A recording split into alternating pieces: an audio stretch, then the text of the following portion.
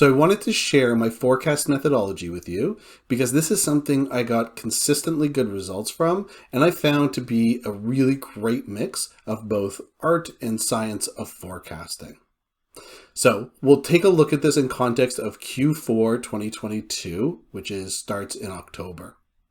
So the first thing I would do is I would always have a very specific date that the reps needed to have the CRM completely cleaned. This was normally the third business day of the quarter. So for Q4 of 2022, that would be probably the end of the day on Wednesday, October 5th.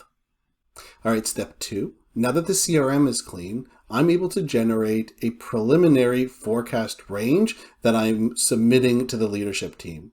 Now, ideally, I would actually not submit anything at this point, but if you're 4, 5, 6 days into a quarter and you don't have something by now, chances are you've got people scratching at your door. So I didn't submit a number, but what I did give was a range. And I generated this range using 2 different forecast methodologies. The first called the total pipeline analysis and the second called the stage pipeline analysis. I'm going to go through both of those in this video at the very end. So if you want to see how to do that, just keep watching.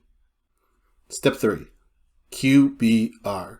Now I know QBRs are out of fashion, but I found them to be a great way to generate a bottom-up rep forecast. For me and the company sizes I was in, this was typically a 2-day event, and by the end of it, I would have a rep forecast that was a really important part of my overall methodology. Step 4. Now that the QBRs are complete, I typically give the managers 1 extra day to go through all the data, talk to their teams a little bit more, and then it was up to the manager at the end of the next day to submit their forecast for their team. Step 5, the final step, is 1 day after that, the CRO and I, or the RevOps team, would sit down together and we would come up with the final call using all the data that we have. So the real trick to getting an accurate forecast through this process was that this methodology would actually generate 4 distinct forecast numbers that the RevOps team and the CRO would then sit together and would use this kind of blend of art and science to really hone in on what the right call should be. So those 4 numbers, the first was the sum up from the rep QBR.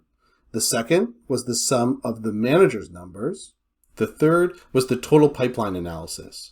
So to calculate a total pipeline analysis, all you do is you figure out the conversion rate from the beginning of the quarter to the end of the quarter in the last 4 quarters. You average that out and you apply it to the current quarter.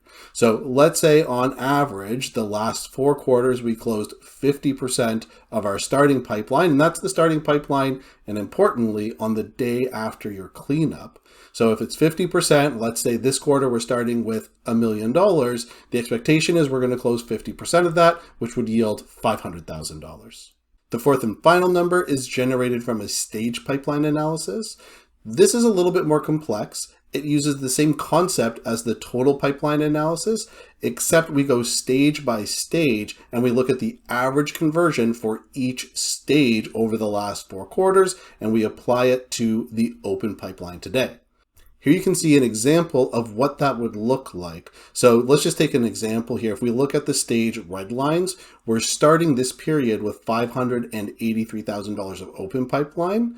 And behind the scenes, we calculated that our average conversion rate in red lines inside of a quarter, not in total, but inside of a quarter is 60%, which would yield $350,000. So we do this for each stage. That yields another result, and that's another number that we're able to analyze, look at, and help to deduce what our final forecast number is going to be.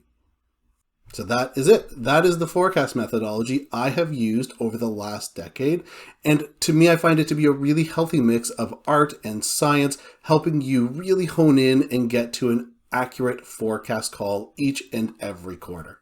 Now, if you're looking for some more information about this methodology, you can check out our blog at opsinabox.io. We have some great content about things like running effective QBRs.